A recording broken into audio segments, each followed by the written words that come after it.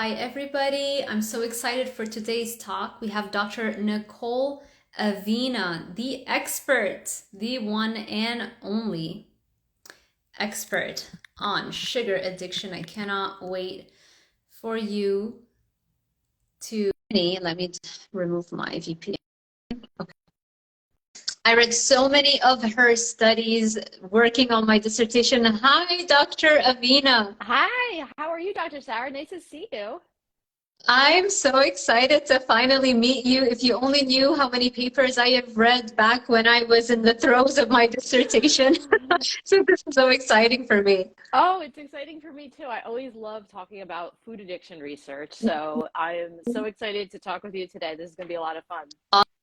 Awesome. And I know you have to leave at 2, so we want to kind of pack everything we can in this 30 minutes, and maybe we'll do another one in the future. But for now, I want to try and get the good stuff. So can you just share a little bit about your research, especially as it relates to how addictive sugar is? Because a lot of my audience are carnivores and they're Mm. eating animal-based, or they were, keto. Keto didn't work because of all of the keto treats. And then they're trying to carnivore and it's still not working. So I really want to drill into them the idea of just how pernicious, addiction is. Yeah, so it's such an important part of our diet. And I think so many people don't realize how addicted they are to sugars and carbs and a lot of these other things until they try to cut them out or reduce them. And so I started doing this research over 20 years ago. Believe it or not, it's been like going on for so long. But at the time, we were interested in trying to figure out why people were having a hard time cutting back on the sweets and the carbohydrates and things like that. And one of the things that really stuck out was the fact that people were finding it difficult to give those types of foods up. And we started doing some studies to see whether or not maybe those foods were addictive in the way like drugs and alcohol could be addictive. So started off as my, PhD dissertation at Princeton, and this was really kind of, the beginning of the research in that capacity. And we were able to show that sugar can result in the signs of addiction. It can result in all of the American Psychiatric Association clinical definitions of addiction, just like a drug of abuse. And so it really is cornerstone to why it's so difficult to give it up, because it can actually be addictive and hijack our brains. And can you share a little bit more about what are the types of studies that you did or are still doing, that can give us this evidence? Because I still feel people are in denial. And I think people need to learn exactly like what is happening in those studies that are leading, experts such as yourself to tell us, hey, sugar is really that addictive. Yeah. So there's been a lot of different studies that have gone on in this area. So back when we first started doing this research, there weren't any studies. And so we were really the first group to start doing them. We started off in our rat studies because we were neuroscientists. So we wanted to study the brain and figure out what was happening there. And what we're able to see is that when rats, and now we know also when people overeat sugar, it releases neurochemicals in the brain, like dopamine, for example, in a way that is exactly like what happens when someone uses a drug of abuse. And so just like people can get hooked on nicotine or hooked on alcohol and, fall into that area where it's an addiction, the same thing can happen with food. And I think it's in many ways more pervasive in our society because processed food is everywhere. It's constantly being pushed on people and it's really difficult to avoid it.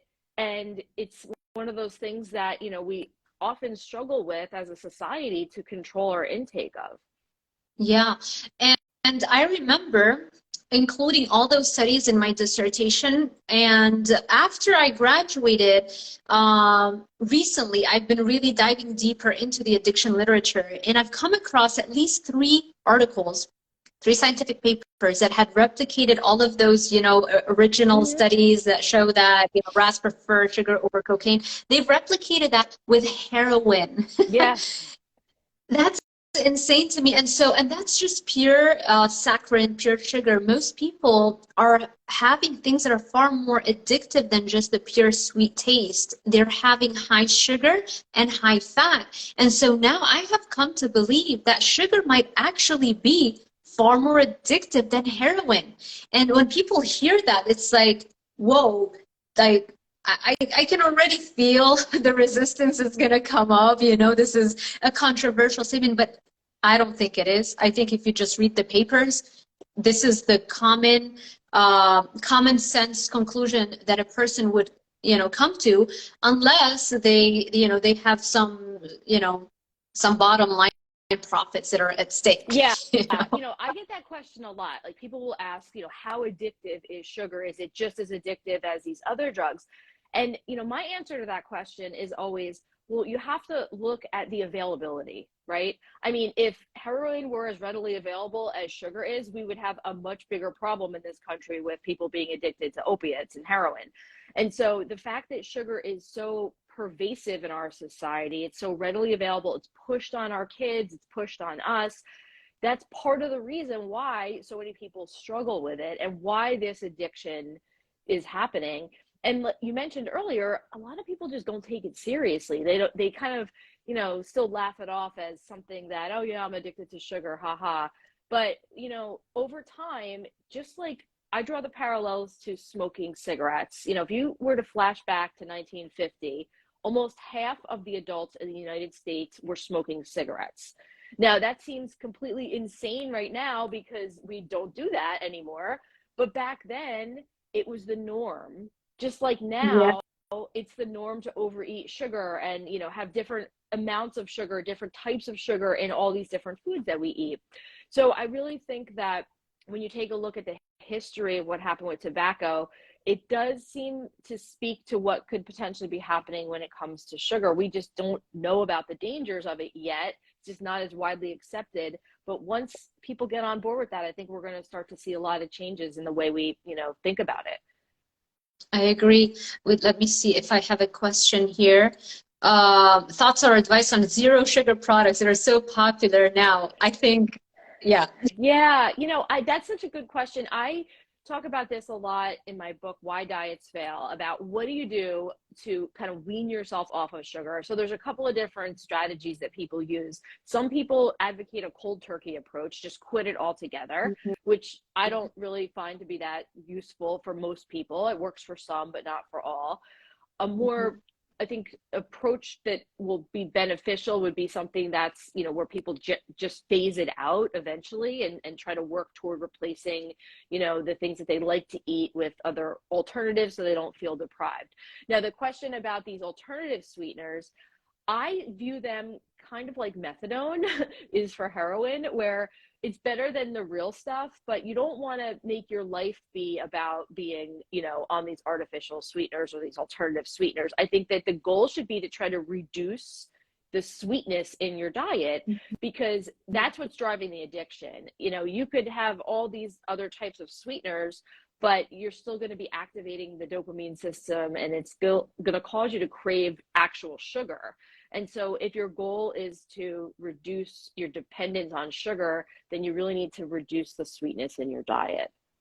And you're torturing yourself too, right? Because the cravings will continuously be alive. It's always going to be hard to try and set a caloric goal and hit it if you're constantly wanting to consume those artificially sweetened protein bars, all they're everywhere, protein shakes, it's you're still having trouble regulating your food intake, and that's driven by addiction. Absolutely. And you need to be careful lately because now that we have to disclose on nutrition facts labels the amount of added sugar that's in products, a lot of companies have realized that people aren't going to want to consume their product if it has, 300% of the daily recommended amount of added sugar.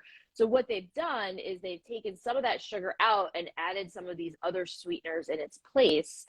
And so it looks like it doesn't have a lot of sugar in it, and maybe it doesn't, but it doesn't mean that it's not super sweet. And I find that, products that have all these extra sweeteners in them to me, they're so sweet, they're aversive. I mean, I just think the taste to me is just not palatable. But, most people that they're marketing these products towards are consuming lots of sugar, and it's really more of a supply and demand situation. So be mindful if you're trying to cut back on your added sugar, you want to take a look at those labels and make sure that you understand all the different names for sugar, because it's not just sugar. There's lots of other things that it can be called. Exactly. And what are some recent studies? Have you recently been working on some sugar addiction studies? Yeah, Yeah. we continue to. It's so funny because when I was doing my dissertation, I never in a million years thought that I'd be, still working on the same research idea that I was doing for my dissertation, but it's still happening. There's so many questions, there's so much to study, and there's so many, unanswered questions that are out there. So I just find it to be such a fascinating area to be in. And one of the things that we're really interested in right now is trying to understand how people maybe are using food to cope with stress, and sugar in particular, because we know that, people self-medicate their anxiety, their stress, their depression, often with food. And it can have really negative consequences linked to it, because when people come to do that from an early age and continue that into adulthood, they might not even realize that they're doing that, and that can contribute to medical complications and also mental health complications. So that's one of the things that we're interested in right now, and also looking at ways in which we can help people to reduce their intake and their dependence on added sugar, trying to better understand some of the brain mechanisms that are involved with that process, so that we can hopefully help people make better choices about what types of things that they want to eat. Right. Have you been involved in any of the studies where they'll put a little bit of sugar on the tongue and slide you into the MRI? You have? Yeah, we've published with some of my collaborators. We've published some neuroimaging studies, and one of the things that's really interesting about those particular studies is that you can see these changes in the brain. You see these beautiful images of people's brains, and you can see what happens in terms of blood flow and activity before and after when they're consuming sugar. And it's just amazing to see how profound the effect on the brain can be just simply by consuming something so simple as sugar. You would never expect that to have such a powerful hold on our brains. So one of the things that I've been always really interested in is kind of the evolution of our dependence on sugar.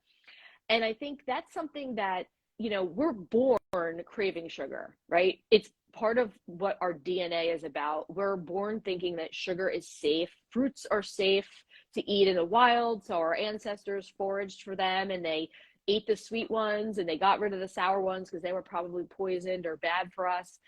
And now we still have that, hunter-gatherer brain, that mentality. But the problem is that the food is completely different, right? It's, the amount of sugar that's in a fruit, we're seeing, 10 times that amount in candy bars, protein bars, granola bars, things that are marketed as being healthy. And so we still have this primitive brain, but our world is, not conducive to that. And so that's where, it's becoming more and more of a challenge for people to make good decisions about what to eat, because their brain is telling them to do one thing, and, the environment's telling them to do another. Right. I was reading also the other day how when you are in the habit loop of addiction, you literally lose the connections between the basal ganglia, or the nucleus accumbens, which is a part of the basal ganglia that is most affected by addiction. You lose those connections from it to your executive control prefrontal cortex part of the brain. And so you're not really making rational decisions anymore. You think that you're making a rational decision, like just this one time, but it's really the addiction taking over.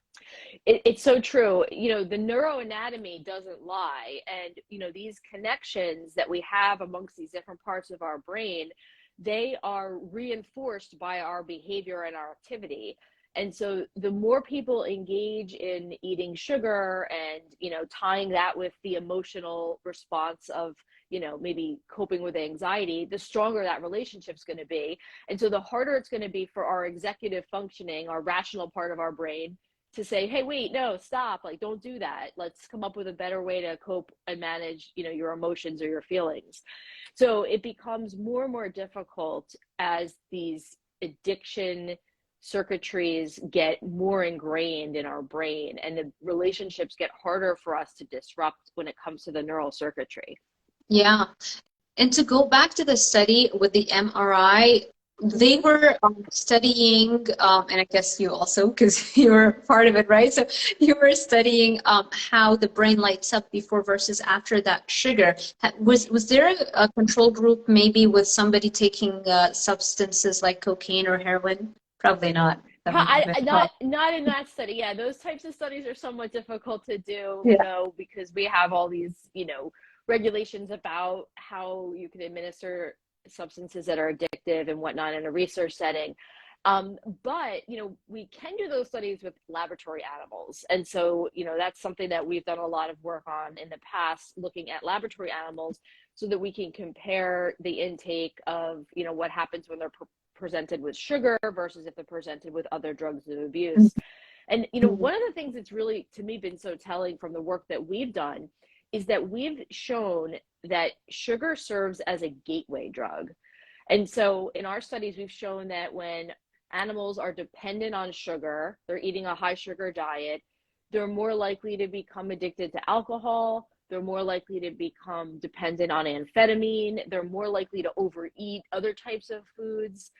And so I think that we need to start to think about that from a public health standpoint. I mean, if we think about how so many kids and young people are kind of being raised on sugar, and then what happens next, right? Like, what's the gateway that they're going into? The next thing is, using alcohol, using marijuana, using drugs, using all these other things that are potentially going to damage their mental health and their physical health as well.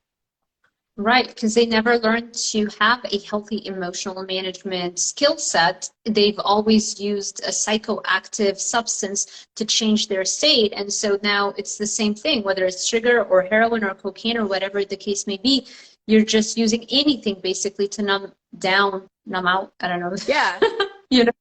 it's Yeah. true.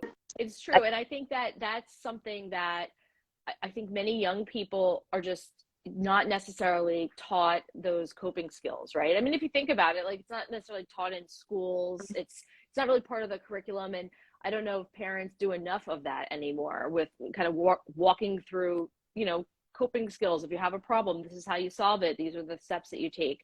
And so it's Mhm. hard. It's hard to be a young person.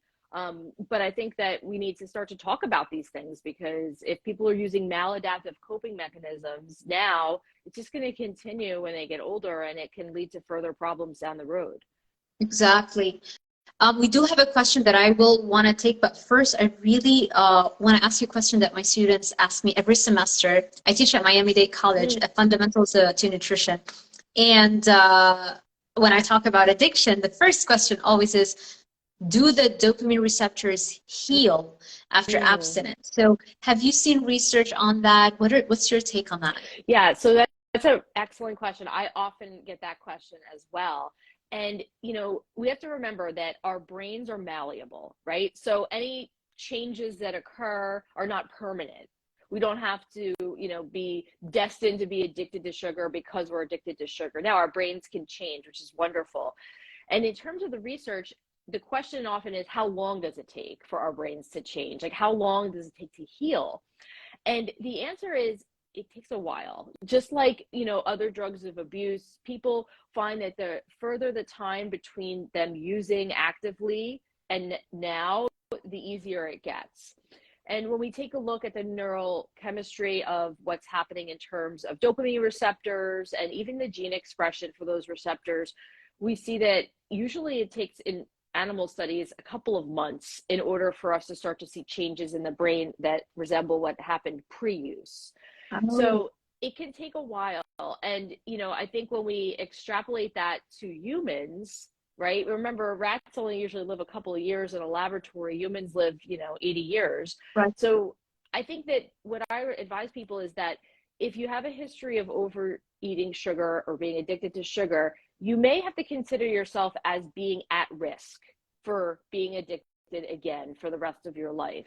Doesn't mean that you are, it just means that you need to be aware of it. and understand the warning signs and understand the triggers and understand what to do if you find yourself in a situation where you feel like you're compelled to overeat or to eat sugar in a way that you don't want to. Very interesting. 2 months in a rat model. So that's probably way longer in terms of, and I hear a lot about the 2 years. It takes 2 years for a human's brain chemistry to return to normal following abstinence. I keep coming across that, but yeah. I don't know if I mean, I know everybody likes to have numbers and dates that they can kind of put in their calendar as like, you know, an anchor point.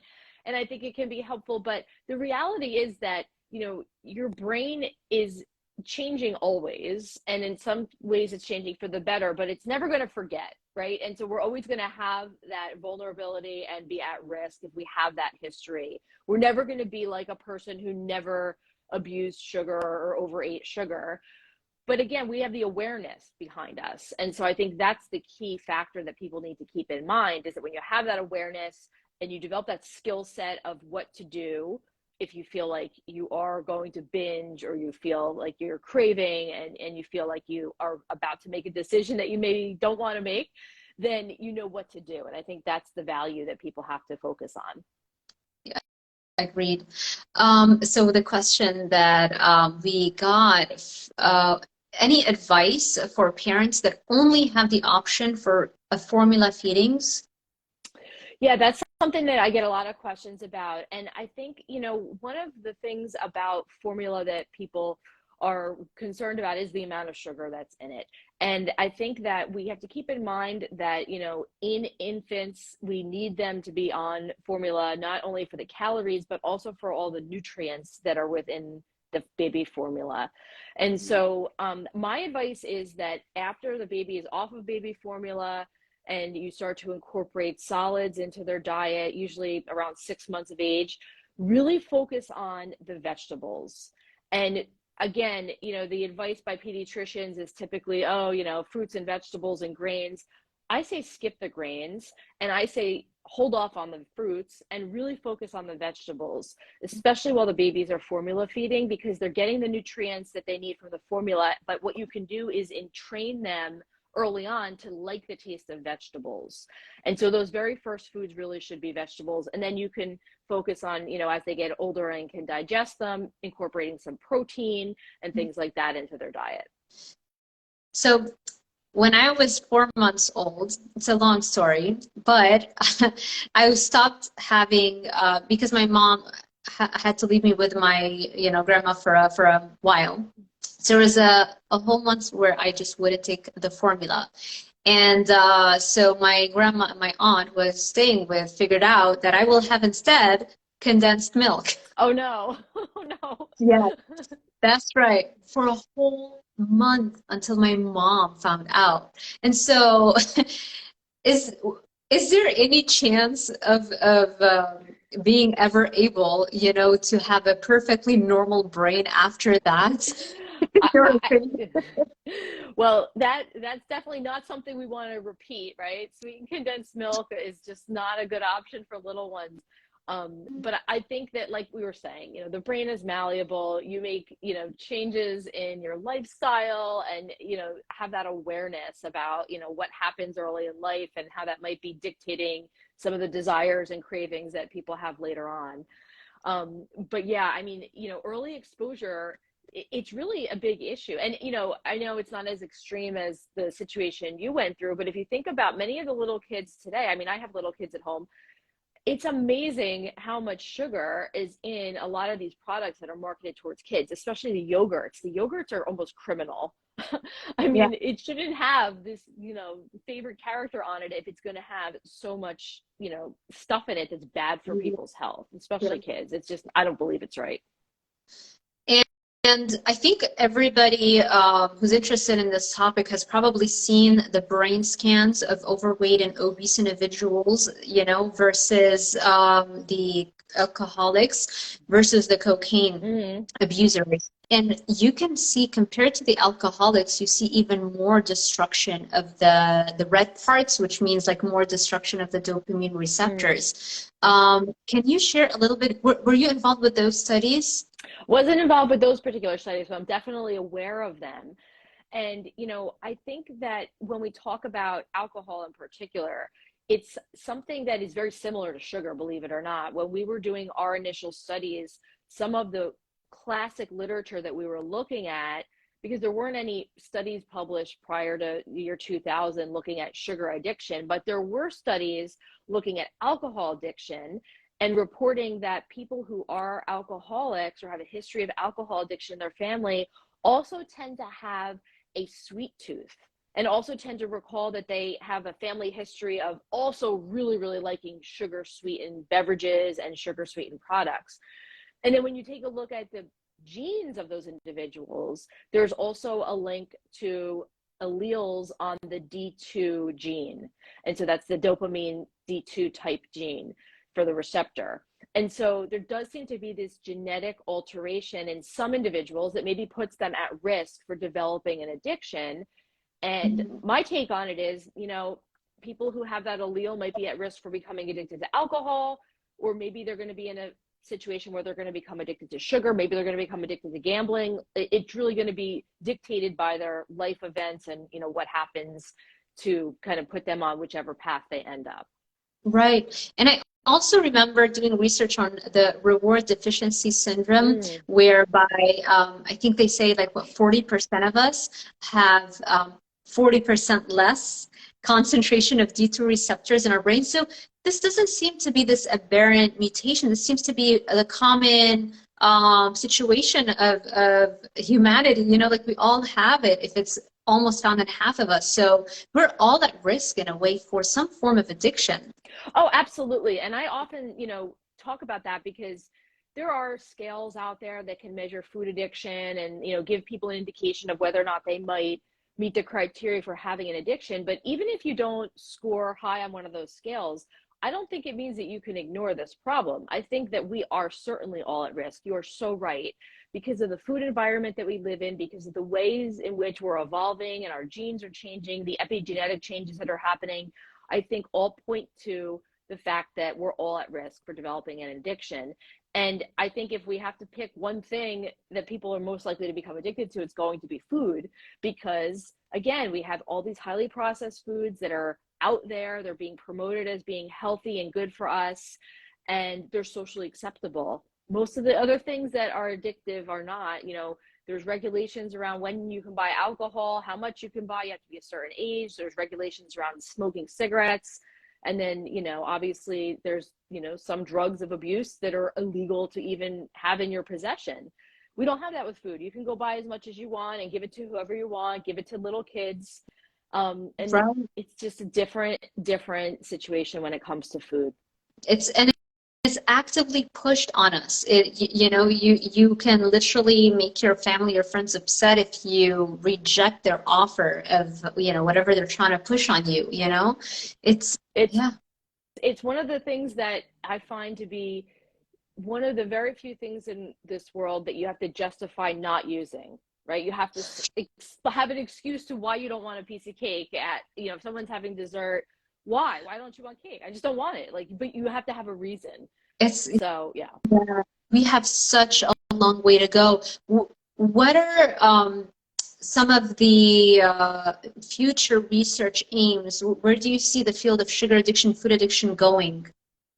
Well, I think that there's still so much to do. I feel like we'll be studying this for a very, very long time. It's not something that I think we're going to solve this problem. But I think that, what we're hopefully going to see is ways in which we can help people to manage their sugar addiction. I used to say back when I first started doing this research, after we characterize sugar addiction, I wanted to then figure out how we could cure it. And I've kind of gotten away from that because I don't know if we're going to be able to cure it. I think we're going to have to manage it. I think that the addiction piece is not going to go away. Like you said, people are always going to be vulnerable and at risk for becoming addicted. And I think that we need to help people to navigate our environment in a way that they don't fall victim to this. And I think the challenge for many people is that, it's kind of a silent killer. Sugar addiction, you're not going to drop dead today from, eating a cupcake, but over the course of many years, you're going to be unhappy, you're going to have anxiety, you could be depressed, and then at some point you may develop medical complications like diabetes and obesity and things like that that can lead to Yeah. premature death. And so it's not really this immediate cause for concern for a lot of people, and that's why I think it's so difficult for people to take it seriously and to recognize the damage that it's causing. Exactly. And I think, yeah, I don't think, just the length of time it takes to destroy your life shouldn't be a parameter of how addictive it is, because it can compel you to consume it and have a really hard time ever quitting, despite not completely destroying your body in a few years, like maybe heroin or Yeah, cocaine. exactly. And I think it's about getting people to recognize that. You said it perfectly, that, how long it takes to hurt you shouldn't be, the thing that is what we use to measure whether or not it's damaging to us or not. Right. How addictive or how hard it is to overcome. And I mean, just working with clients, I can see how much of a hard time they have. Like, anybody who questions that, try to go sober without those foods for just a few days and then report back to me and tell me how addictive they are or not. You won't be able to do it. Most people won't. No, you have to do the experiment on yourself. I mean, honestly, like whenever I have people who are kind of like suspicious of this whole idea of sugar being addictive, I say, all right, well then quit it for a week and come talk to me and let's see how you feel about it then. And their opinions usually change. Exactly, exactly. Thank you so much, Dr. Avena. This has been the best 30 minutes. And thank you so much for sharing your wisdom with us. Where can people connect with you and find you and read your book and all the good Oh, stuff? thank you. This has been so great. I love talking about this, love talking with you about this topic. It's so great that you're so passionate about it too.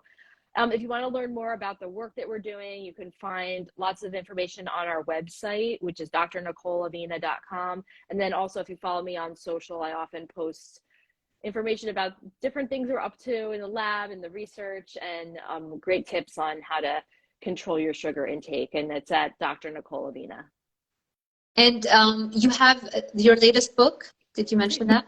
Yeah, so I have a book that will be coming out actually in later in this year, November. It's called Sugarless, and that'll be out in November. So be on the lookout for that. And I actually have a book that I wrote a few years back that just came out in paperback called Why Diets Fail, and that's all about sugar addiction and the research behind it. And it's a really great resource for anybody who's looking to just learn more about sugar and the brain and how they can beat their sugar addiction. Fantastic. Thank you so much, Dr. Avena. And thank you all for sticking with us and watching it. I'm going to post it on my feed so that you can watch the replay. And I'll try to post it on YouTube as well if I can. I'm having some technical issues lately, but I'll try. Thank you all. And yeah, until we meet again. Bye. Bye, everyone.